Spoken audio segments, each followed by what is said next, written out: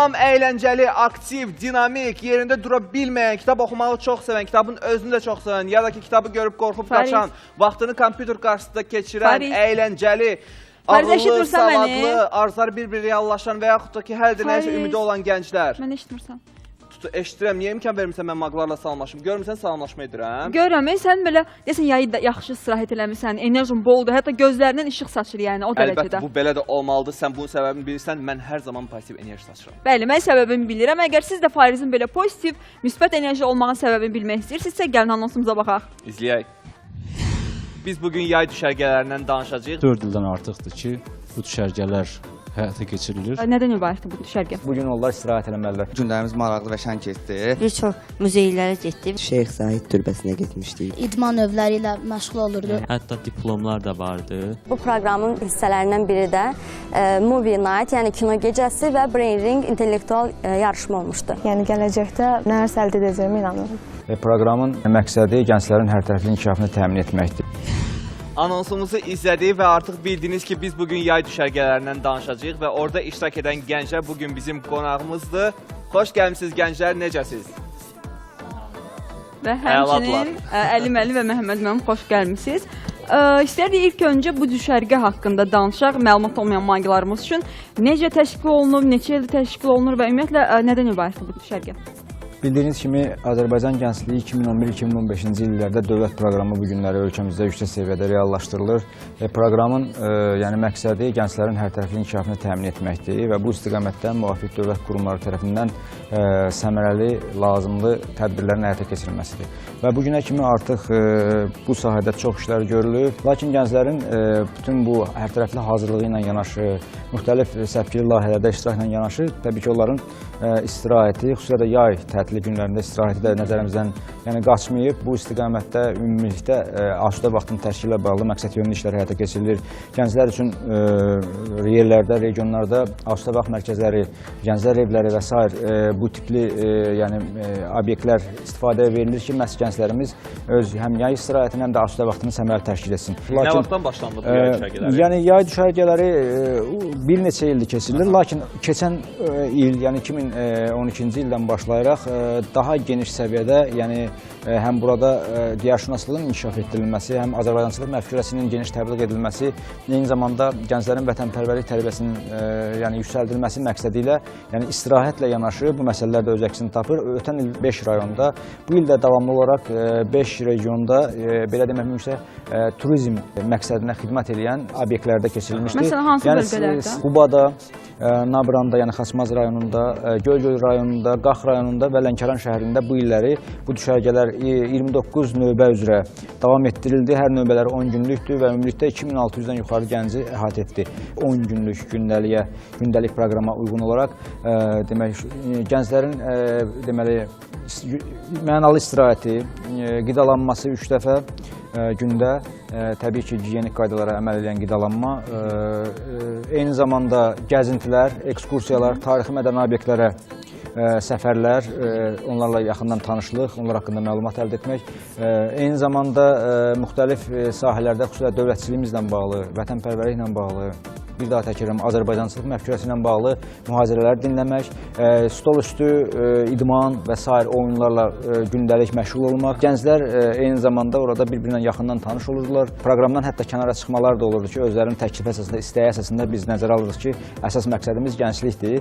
Yəni onların proqram, belə deyək, formal xarakter daşıya bilər. Nə məzmunda ki, onların istədiyi kimi qurulduğu o istirahəti çox hallarda onlar özləri intellektual oyunlar keçirirlər, müxtəlif alətlərdə ifa etməyə bacaran gənclər, yəni ətrafına o gəncləri toplayıb asudə vaxtlarını səmərəli keçirirlər. Demək ki, vaxtlarını çox maraqlı və səmərəli keçirirlər. Əlməli, maraqlıdır. Bu gəncləri necə topladınız, yəni necə cəlb etdiniz, hardan məlumat aldılar bu haqda? Biz düşündük ki, yəni əlbəttə ki, bu say məhduddur, yəni həm büdcədən ayrılan vəsaitə görə, həm müəyyənləşdirilmiş yerlərə görə biz düşündük ki, bunu əgər bir açıq şəkildə biz elan etsək, biz kimlərsə incəyə biləcək, çünki o sayı məhdudlaşdıracaq. Bu məzmunda biz yerli gənclər və idman idarələrinə müraciət olundu. Yerli gənclər idman idarələri öz ərazilərində fəal gəncləri daha bizdən yaxşı tanıyırlar. Həmin fəal gəncləri sənədləri ilə birlikdə təqdim etdilər ki, yəni onlar bu istirahətə layiqdirlər. Belə deyək, ötən dərs ilini yüksək səviyyədə başa vurublar. Bugün onlar istirahət eləməlidirlər. Hansı kriteriyalar tələb olunurdu? Kriteriyalar əsasən belə deyək də, yaş həddidir, təbii ki, yeniyetmə orta məktəb şagirdləridir. Eyni zamanda kriteriya biz düşünürdük ki, onların içərisində daha çox üstünlük verilsin. Az təminatlı ailələrə, məcburi köçkün qaçqın ailələrinə, şəhid ailələrinə olanlara təbii ki, yerlərdən göndərilən uşaqlarda bu cür seçilirdilər. İndi 5 nəfər ayrılırsa, ola bilər ki, onun 3 nəfəri, dediyim, 2 nəfər də yaxşı oxuyanlar, o dəxli yoxdur, hansı kateqoriyaya aiddir. Əsas o səviyyə, oxumaq səviyyəsinə görə, təhsil səviyyəsinə. Biz sizinlə və gənclərimizlə, Məhəmməd müəllimlə də söhbətimizi davam etdirəcəyik. Amma ilk öncə istərdim ki, Mag Eyyubun Lənkəran bölgəsində olan düşərgədən olan sujetinə baxaq və sonra qaydaq studiyamıza. İzləyək.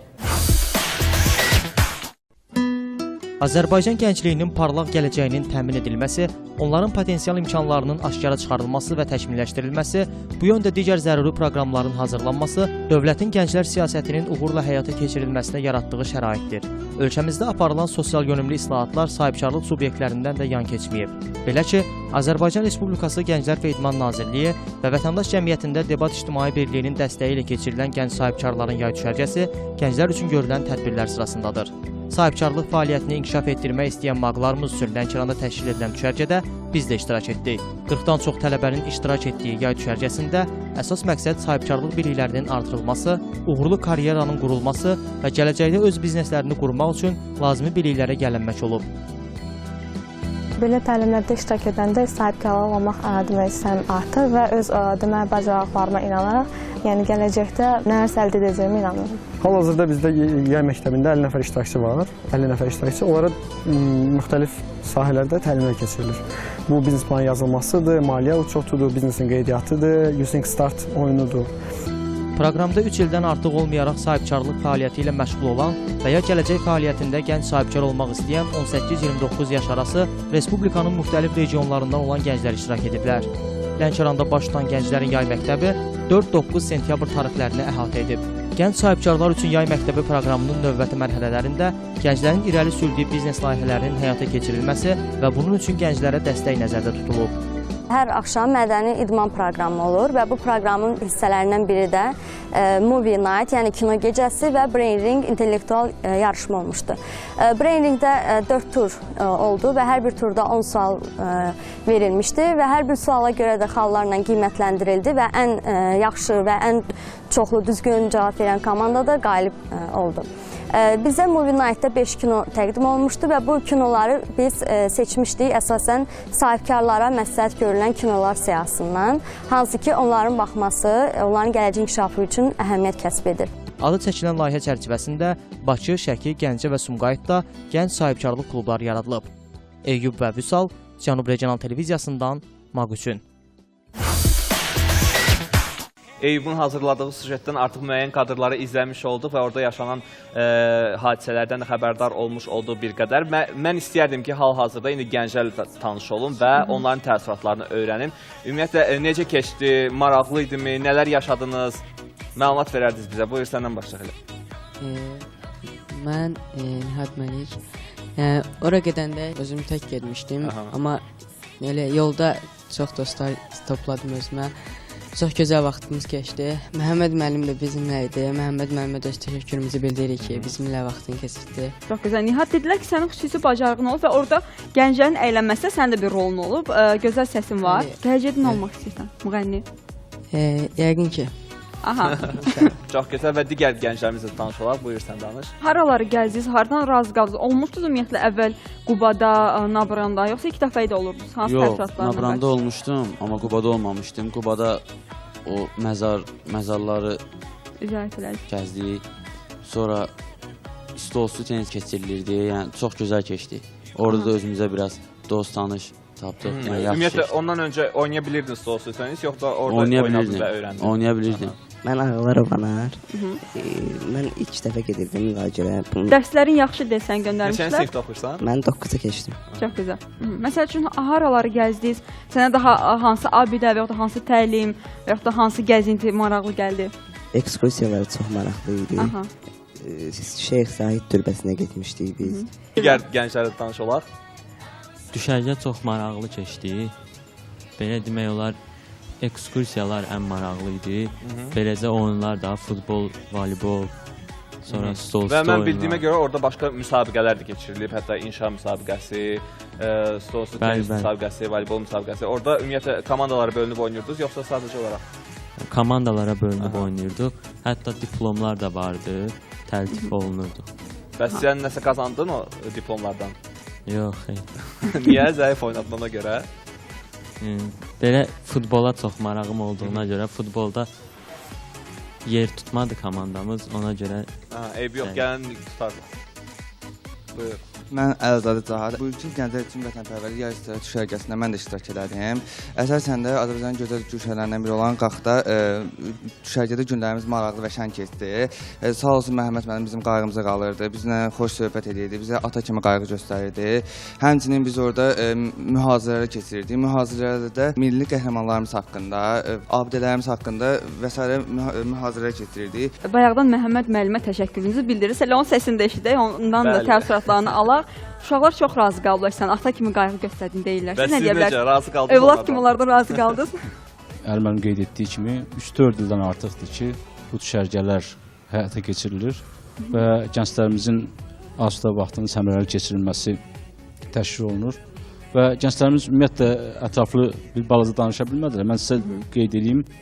Deməli, mən həm Nabranda və bir də Qaxda İlisuda nəzarətçi kimi getmişdim və bütövlükdə gün ərzində idman yarışları, ekskursiyalar olurdu. Əsasən, məsələn, Nabranda, Xaçmazda şəhərin özünə, Tarix Diyarşünaslıq muzeyinə və tarixi abidələrə, bir də Qubada yenə tarixi abidələrə, Quba məzarlığına və digər abidələrə səyahətlər olurdu. Qaxda isə Həsənxan qalasına, İçəri Bazar qala kompleksinə, ondan sonra Heydər Əliyev muzeyinə,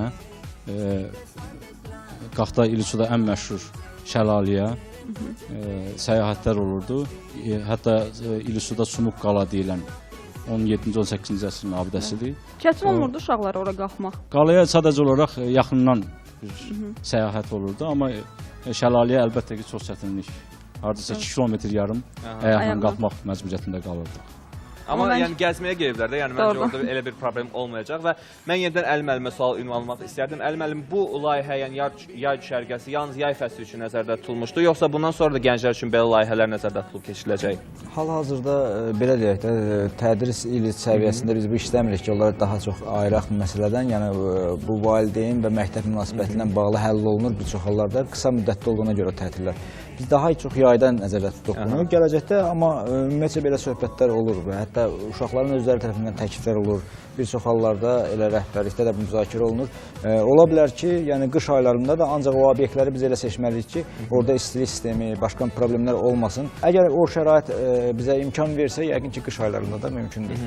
Maraqlıdır, bəs bu məhdudiyyət nə vaxt aradan götürüləcək? Yəni bu nə vaxtda düşünülüb? Çünki digər gənclər də istəyər ki, bu cür Mən şəgərdə bayaq iştirak etsinlər. onu qeyd elədim. Biz ümumi işimizin yəni istiqamətini bu cür qurduq. Amma mən o faktı da qeyd eləməliyəm ki, 2 ay yarım müddətində yəni bizə çox saylı internetdən də məlumatlar var idi. İnternetdən və s. öyrənirdilər. İnternet müəyyən Facebook şəbəkəsindən və s. Yəni onlar öyrənib bizə müraciət edirdilər. Biz mən deyərdim bəlkə də ümumi iştirakçılardan bir 30% səviyyəsində əlavə müraciətləri biz təmin elədik. Tam respublika səviyyədə elan versək, yəqin ki 100 minlərlə müraciət olacaq. Biz onları böyük əksəriyyətinin müraciəti təbii ki qane eləyə bilməyəcəyik müsbət cavabla. Sən necə istirahət elədiyin, gəzdin, təəssüratlarını bölüş bizlə. Dəniz qırağında bir yer idi, sahildə bir yer idi və güllərlə, çiçəklərlə gözəl bir əhatə olunmuş bir yer idi. Oranın gəzməli, görməli yerlərinə getdi, bir çox muzeylərə getdi və ekskursiyalara getdi, yarışlar keçirilirdi və biz orada əgər utsayıq diplomlarla təltif olunurdu. Aldın diplom? Diplom xeyr. Almadın. Buradan kimsə aldı ümumiyyətlə diplom? Kim alıb diplom? Nə üzrə almışsan diplom? Şahmat üzrə. Şahmatı nə vaxt? Şaşki üzrə. İkinci yer. Aha, nə vaxtdan öyrənmisən ümumiyyətlə o oyunu? Uşaqlıqdan. Kim öyrədi sənə? Babam öyrədirdi. Maraqlıdır. Babanın sayəsində diploma sahib oldun. Əyləşən iki burada gəncimiz var. Onlar da hiss edirəm ki, danışmaq istəyirlər. Buyurun danışın, ürəyinizi boşaldın. Mikrofonu götürün. Təəssüratlarınızı bölüşün bizimlə.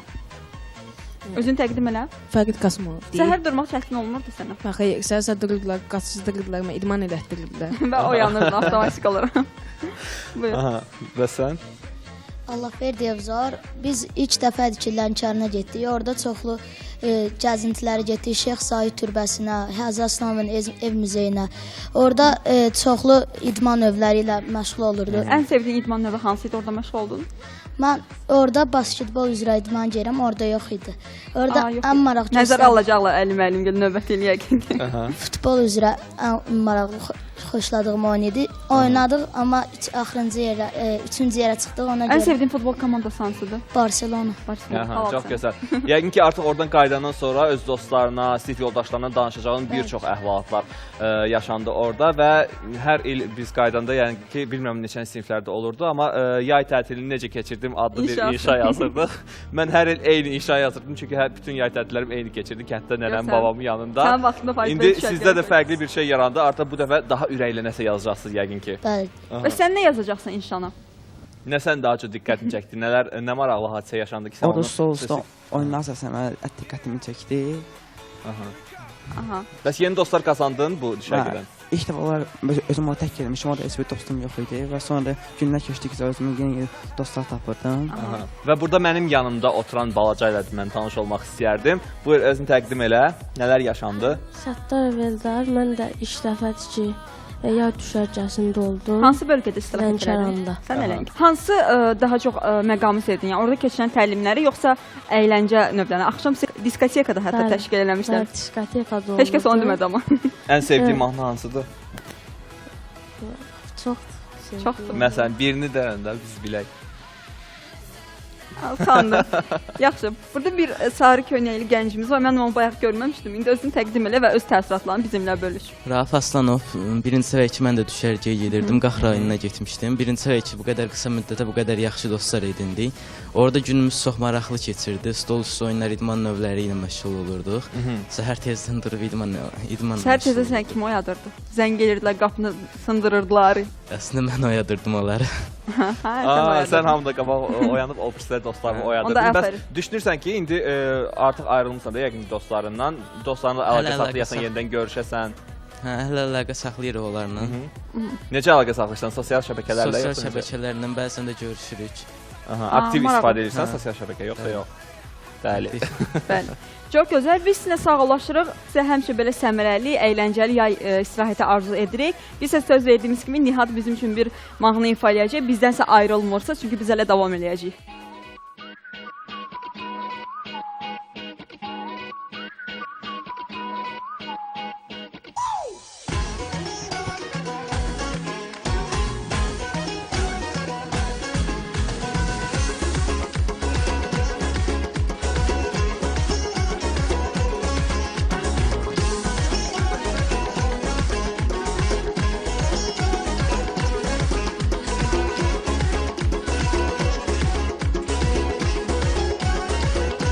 Yastığımda, şəkillərin otağımda, şəkillərin hər yerdəsən, qəlbimdəsən, sən mənimsən.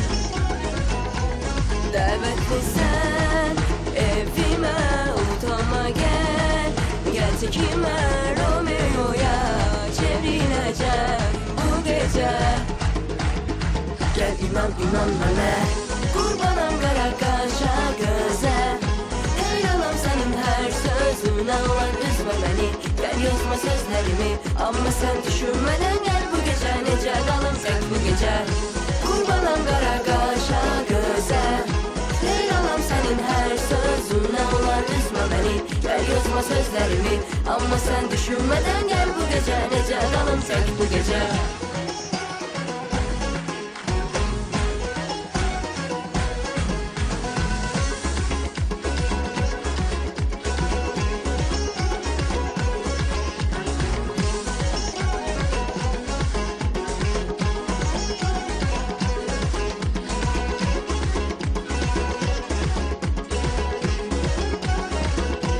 Sənince mən sevmirəm, sevgi nədir, bilmirəm yanılırsan, Romeo'nu keçmişəm. Dərk eyləsən, sevgimi ucaldarsan, heykəlimi bircə təksən, heç sevgi inan mənə. Qurbanam qara qaşa gözə, heyranam sənin hər sözünə. Olan üzmə məni, gəl yazma sözlərimi, amma sən düşünmədən gəl bu gecə, necə qalım tək bu gecə. Qurbanam qara qaşa gözə, heyranam sənin hər sözünə. Olan üzmə məni, gəl yazma sözlərimi, amma sən düşünmədən gəl bu gecə, necə qalım tək bu gecə.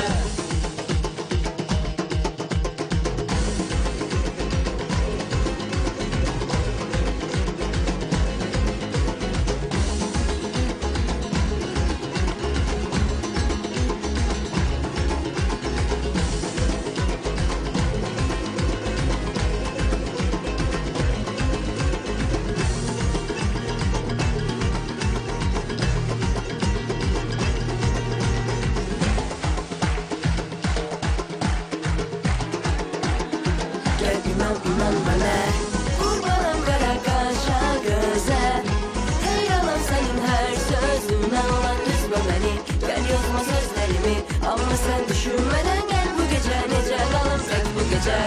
Qurbanam qara qaşa gözə, heyranam sənin hər sözünə. Olan üzmə məni, gəl yazma sözlərimi, amma sən düşünmədən gəl bu gecə, necə qalım tək bu gecə. Artıq sentyabr ayıdır, yay bitir, insanlar məzuniyyətləri başa çatır və istirahətlərini bitiriblər. Bu isə o deməkdir ki, hər kəs yeni iş mövsümünə start verir. Biz isə yay tətilində etdiyimiz istirahətdən bol enerji toplayaraq bu yeni mövsümə tam yüksək əhval-ruhiyyə ilə start veririk, başlayırıq, Amması isə odur ki, istirahət bitəndən sonra bir çox insanların işə, eləcə də məktəblərin, tələbələrin məktəbə, universitetə adaptasiyası biraz çətin olur. Bu bir növ keçid prosesidir. Bəs nə etmək olar ki, bu keçid prosesini zərərsiz keçək? Bütün bu sualların cavabı isə Məlahətin sujetinə geniş cavab verilib. Gəlin baxaq. İzləyək.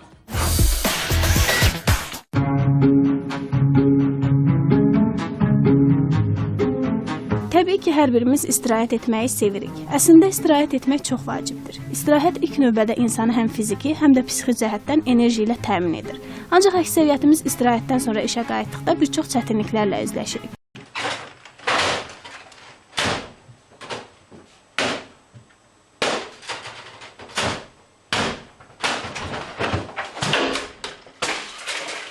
Ən əsası işdə passivlik, tənbəllik, əvvəlki iş rejiminə, həyat tərzinə adaptasiya ola bilməmək kimi problemlər çıxır ortaya. İş yerindəki səs-küydən bezirsən, səssizliyə çəkilmək istəyirsən, hər şey sənə yorucu görünür. Həmşəkindən daha tez yorulursan və beynində yalnız bir fikir dolaşır: istirahət.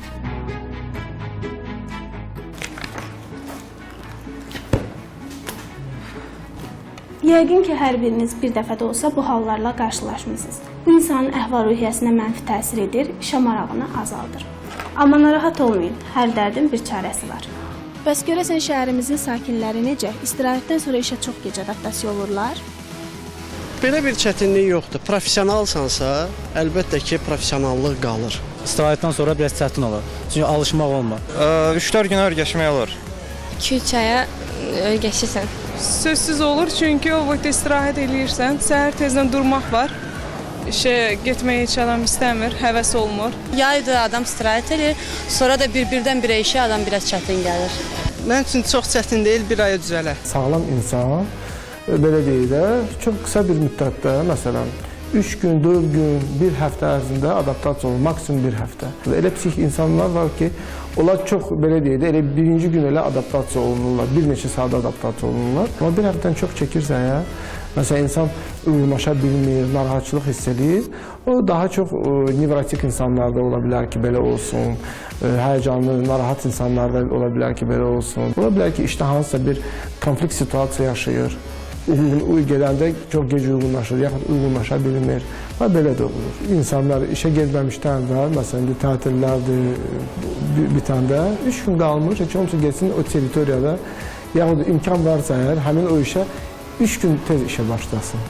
Getsin, məsələn, də hazırlıqlar görsün, öz ofisində, sadəcə gedib öz ofisində işlədiyi yerdə oturmaq belə, çay içmək, digər işçilərini, məsələn, dostlarını çağıra bilər, iş yoldaşlarını ki, gəl bir-iki gün tez gedək, biraz ünsiyyətdə olaq. Və bu cürdən adaptasiya daha tez gedə bilər. İstirahətdən sonra işə adaptasiya olmağın qızıl qaydası keçmişi xatırlamaqdır. Keçən zaman ərzində iş həyatınızdakı uğurlarınızı yada salın. Çünki xoş xatirələr insana müsbət enerji verir və onu yeni qələbələrə həvəsləndirir. İş insanın cövhəridir, amma ancaq bütün gün işləmək də olmaz. İş qədər istirahət də vacib bir məsələdir. Bəli, bizim kimi işlə istirahəti bir arada edənlər isə işindən daha böyük zövq alırlar. Harda və necə işləməyinizdən asılı olmayaraq bütün işlərinizdə uğurlar arzu edirik. Bugün isə bu qədər. Hələlik.